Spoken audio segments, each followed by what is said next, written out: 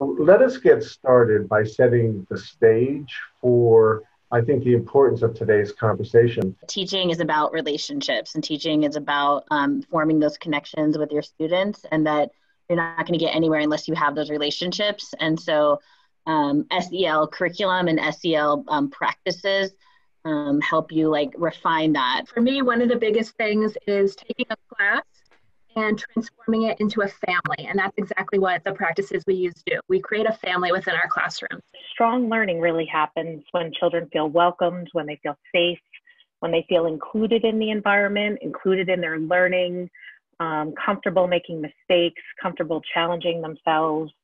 If kids do not feel valued for who they are, they will not value my curriculum or what I hope for them to gain through their presence in my school. Social emotional learning and culturally responsive practices are really big in Andover. I make social emotional learning as important as academic learning in my classroom. And I don't think of it as teaching a program. I think of it as the culture of my classroom and my school. And we weave it into everything we do throughout our school day. So if you were to think of one or two words that sort of summarize the impact that this has had on students. I need three words. School is fun. Safety and belonging. I would say reciprocal respect. I would do connection, acceptance, and shared vision. Building relationships. Definitely happy and engaged. Less anxiety and better academic performance. We're so fortunate today to be on this visit to Andover, which we would have made except for the exceptional health problem that we have in this country. So we're doing it virtually. Just as all of us as educators are so highly creative and can be flexible too. So welcome to all of you. For those of you who are part of our cohorts, when we do site visits, we walk through classrooms, we have walkthrough charts, and we get to talk with each other and share ideas and learn from the host district. We're not able to replicate that experience exactly, but we want to get really close to it, starting today and over the next couple of weeks, and talking directly to those who are involved with SEL at Andover. You're going to hear from some of the just wonderful district leaders that we have and policy leaders that we have in Andover. I'm very excited to share some of the work that we've been doing. I want to preface it by saying two things. One is we're a work in progress. This is all of us are a work in progress. And so we haven't mastered it all. We're still on our way. But this is a way of sharing, what we've been discovering, what we've been doing, what we find effective, as well as sharing with you where we're still working. We've developed a set of strategic goals, and there are 4 strategic goals, but at the centerpiece of those strategic goals are the caring and responsive classrooms, rigorous curriculum, inclusive instruction, and progress monitoring. And you'll hear a bit about all of that as you hear the presentations today. And our essential goals, as I see it, are first to help students develop the ability to take the perspective of another, to resolve conflicts positively, and to move from debate to dialogue and polarization to common ground. As educational leaders in Andover, we developed Andover's theory of action.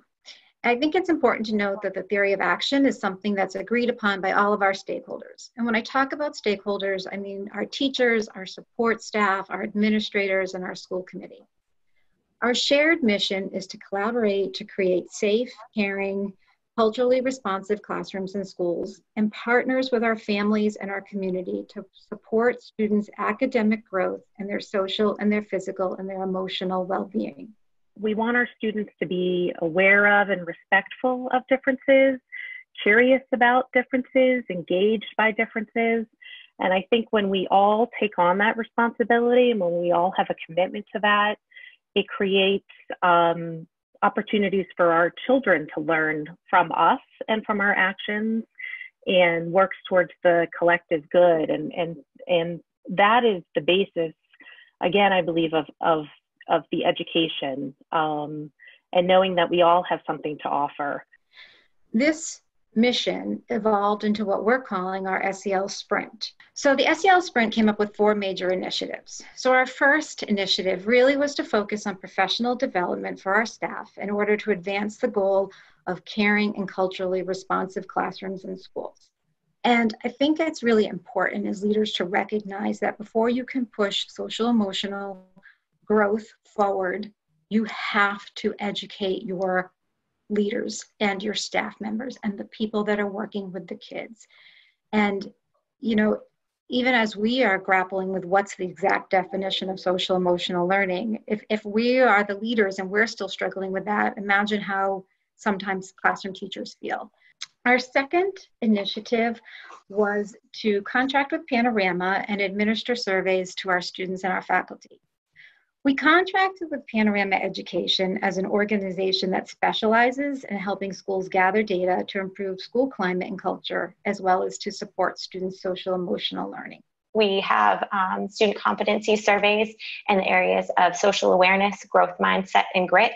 And we measure students' connectedness in school in the areas of belonging, safety, and engagement. Additionally, we survey our teachers in the areas of educating all students, school climate, professional learning about SEL, and their resources for student support. As building leaders, we've used this data to help us inform our school practices. It's helped us to identify goals for our school improvement plans. It drives what we offer in professional development. The third initiative that the SEL Sprint took on was partnering with William & James and working with our district and our school committee to send cohorts to the William & James Graduate Certificate, School Climate and Social Emotional Learning. This is focused on building capacity that supports school climate and social emotional learning practices, mainly through evidence-based practices.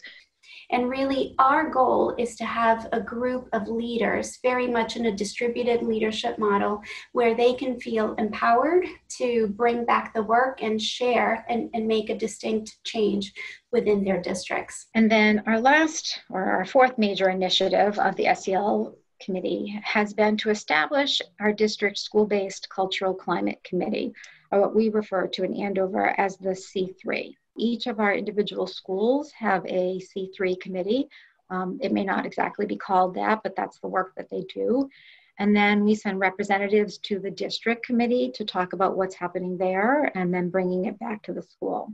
The first thing that we looked at was building capacity and building the infrastructure that we needed in order to move forward. And we found that many of our team members were working in silos. We really decided that we needed to coordinate systems, people, materials, programming, and everything from the ground up. So we decided to combine our mental and behavioral health department underneath one clinical director. We used a reallocation grant, and now we have a team of registered behavior technicians at the elementary level supporting those BCBAs.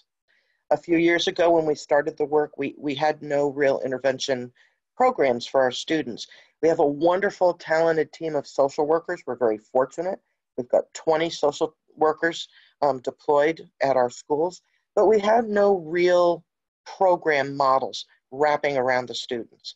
And so the first thing that we did was we built a wraparound program based on person-centered planning. That's the Renew program. We also continued to build out our transitions program, which is a program for kids that are returning to school from some sort of maybe a mental health hospitalization or other crisis, and it manages their transition back into the school community. We've been gradually building up what we call our T3 program, which is a 3-tiered mental health intervention program for students. And for high school, we've implemented this program called Renew, which is an intervention model for tier 3 students who are at high risk of dropout, high risk for high risk behaviors such as substance abuse and aggression and such. And it's a person-centered model that really helps students to develop a voice and a say in how they develop their goals. You know, students come to us and they will tell us who are their favorite teachers. What classes do they feel the most comfortable? What are the most important what are the most important elements that are present for them in those classes that make it such a great place for them to be? And really they talk about it, they talk about safety and relationship. And I think those two elements are the core to beginning discussions that I have with people around the district around how we start and then continue to build upon social emotional learning and then having really good culturally responsive practices. Facing History, as many of you might know, comes from Brookline, Massachusetts. It's an organization that's dedicated to teaching and learning about hatred and bigotry with the goal of stopping it from happening in the future. And again, our goal for this was to help build, as Pam said, identity-safe classrooms and inclusive classrooms by teaching ourselves and others about race, identity, and membership. So I think you can hear a theme about how many of these professional learning components dovetail with our learning and also our students' learning.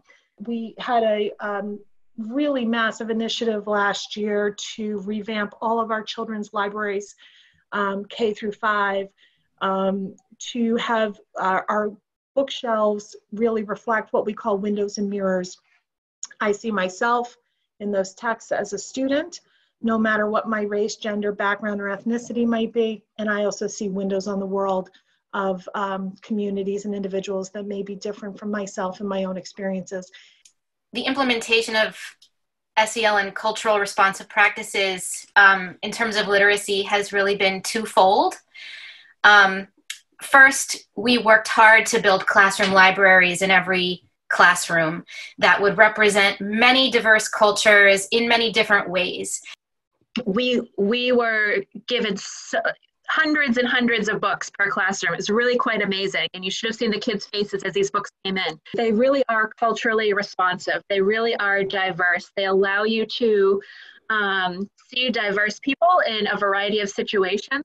We are committed to teaching our students historically accurate information and teaching and learning.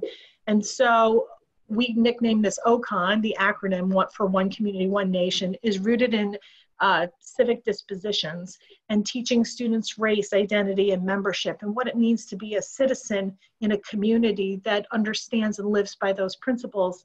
One Community, One Nation is a K-5 elementary social studies program that we are building and developing in Andover.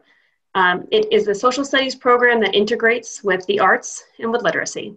Its goal is to develop this set of 7 civic dispositions that you see on the right hand of the screen here. So in K and 1, we really think about what does it mean to be a member of a community, and we return to that idea by also folding in the concepts of civics and culture, and then in grades 4 and 5 explore really how the boundaries of membership in the United States have changed over time and who the individuals were who made that happen. The district has made a significant investment in responsive classroom, which I'm certain many of you know is about pro-social systems and routines, largely at the elementary level, although we've brought some of that into the middle level as well. And the purpose of doing this is it gives us a common social emotional approach and builds a sense of belonging and community that Dr. Berman talked about. I'm a huge fan of responsive classroom, and it's evolved over the years. There are 4 domains, and some of this you've already heard, which is engaging academics, develop responsive teaching, effective management, and positive community. And I think all of those beliefs are rooted in also what we talked about in terms of you have to integrate the social emotional skills as well as the academic skills. For our first orientation, I worked with them and we modeled a morning meeting, and you can sort of see that in the middle where the entire staff was sitting in a circle. And they weren't terribly comfortable with that. It was something very, very different than what they were used to.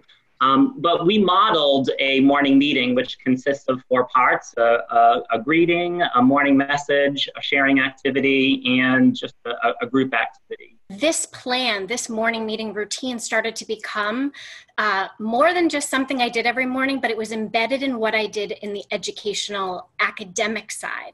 You know, their question of the day might be related to something we did in math the day before or science. And so it really is a way to not only build on learning from the day before, but to start their day in a remembering and in a positive tone. 3 years later, I think they've become incredibly masterful in integrating content. Some of their morning meetings could go as long, 30 to 40 minutes, believe it or not, but they're actually engaging kids in meaningful academics. to build on the work that the elementary schools are doing around social emotional learning is we begin our year and have a program throughout our year called WEB, where everybody belongs. And it's really around student mentoring and leadership, which is a really beautiful thing, especially when you think about young adolescents. And then what this group of leaders do, and you can see them behind me, this is our group this year, is that they reach out to our sixth graders before the school year begins, and they introduce themselves, and they say to the kids, you know what, you're going to be okay, and this is who I am, and we're going to work together, and I've got your back. Why do we do Crew at Woodhill? What does it do for our students? It creates a sense of community and a sense of acceptance for students. It's a chance to discover their uniqueness and to appreciate the same in others. It's an opportunity to talk about their personal issues related to middle school, and a chance to develop all kinds of social communication, conflict resolution skills.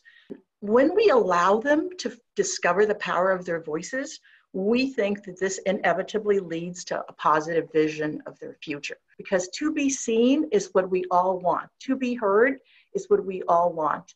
And how that plays into the classroom, we've seen an incredible positive reaction as a result. Decreased bullying, for example, increased connections among children that are dissimilar in wonderful and surprising ways. Since having implemented WEB, what have we seen? We've seen such a decrease in the number of student truancies. Kids are coming to school. They want to come to school. They feel connected to their teachers. They feel connected to one another. We have 3 schools coming into the high school. Our high school is quite large. It's about 1,800 kids. And we have a number of programs that pick up on the peer mentoring that they get in the WEB opportunity. We have our Students to Students group, which reaches out to the 8th graders as they come in. And I agree with Robin, that first relationship is really so very, very important. So our Students to Students have that. Our ambassadors create that. They get a chance to be with their teachers for some of the time, but they also get to be in an advisory program, and that's our H1. It's really the teachers and the students creating an opportunity to build a relationship from freshman year through senior year, and an opportunity for them to have a curriculum that grows with them so that they're able to understand what it's like to come to a highly academic high school as a freshman, and then to understand, how do I want to leave this place as a senior? What are the things that I need to do to make sure that the legacy I leave is one that makes our school a kinder, more caring, more inclusive place? During H1, we talk about, we have a curriculum that we work through. We talk about goal setting. We talk about their dreams and aspirations and how to effectively be successful at the high school by setting goals. So you can see that the parents and the teachers and the students all found that they were having more positive relationships because of the H block opportunity. We also saw that for the students and the teachers and the parents, it also was decreasing academic stress. We've had the new schedule for 3 years. We're entering our 4th year. And so I've had these students since they were freshmen. And I've had a number of them in class and as a chemistry teacher. And I feel like I've developed a strong relationship with them. 3 of them have asked me to write them college recommendations. And I feel like I know them really well. We need young people today more than ever to be able to use those social emotional skills and to really critically examine the world around us and to affect change in that world. The department's overarching goal is akin to sort of the Nation of Hope message of really preparing all students for success in school, out of school, after high school, in life, in higher education, in careers, in civic participation. And that social emotional competencies are a key driver in success in this realm. Because if you think about the skills that are needed to fight for social justice, to fight for racial justice, you have to have that self-awareness. You have to have the ability to take the perspective of another. You have to have the sort of social awareness to understand systems of oppression. We do have as one of our 5 core strategies supporting social emotional learning, health, and safety, because we do see it as such a core component. And our focus in this work is promoting safe and supportive learning environments and a culture that promotes culturally responsive, inclusive practices. I'd say we've also heard an outcry from across the state, from leaders and staff and families and students, akin to some of what you've heard from the other panelists, to say that perhaps the pendulum swung too far with a focus on accountability and a narrow view of academics, and that the ability to be self-reflective and self-aware, and the ability to navigate emotions and choices, and the ability to interact with others and make responsible decisions, that those are key components to success on every level. We know that there is a high level of commitment to SEL among many educators, and that for district leaders, folks are often looking to see that there's enough support from the community to be able to implement the kind of focus on SEL that folks want to see. So we help folks connect with each other. We build networks across states. We help communities connect with one another to exchange best practices, and also to connect with best practice resources. So when new material is coming out from so many different sources, we can help folks get connected into those resources quickly and easily. If you go to SEL4us.org, just navigate to that right now, open it up, that you'll see that up in the top right corner there's a join button, that this is how we build a network. That if you go in there and just click on join, that there's no membership dues, we're just a grassroots, almost all volunteer effort, that if you sign up there, you'll automatically get connected to a network in your state, or have the opportunity to start a network in your state. And that's the way we can build power together. That if we come together as a network, then we are so much stronger than the work we can do individually. If you had to offer one recommendation for teachers and administrators who are beginning this work, what would that recommendation be? Wherever you're thinking of starting, pick one thing and start small and not try to do everything at once. I would say don't give up on the relationships. There are some kids that I think we just naturally connect with right away. And then there are others that we've had that you really have to put in the effort and work at forming that relationship. Just to be patient with yourself when you're starting any new strategies or techniques, but stick with it. And I think, especially when we're thinking about social emotional learning, model being vulnerable for your students, because they can learn a lot from you modeling and putting yourself out there. If they see you trying it, they're more willing to be a part of it and want to join in. Modeling kindness and modeling a love for both them and for yourself really shines through. That's all you have, really. Being who you are, being sincere, willing to look silly, willing to try things that you're going to be asking them to try, and then be kind. Be kind to yourself if you don't always get it right, and be kind to the children, because we never know what they've been through before they walk through our doors. Just keep in your mind that it's worth it, that it's whatever you're doing, it's worth it in the end. And that that if whatever you're doing, whether it's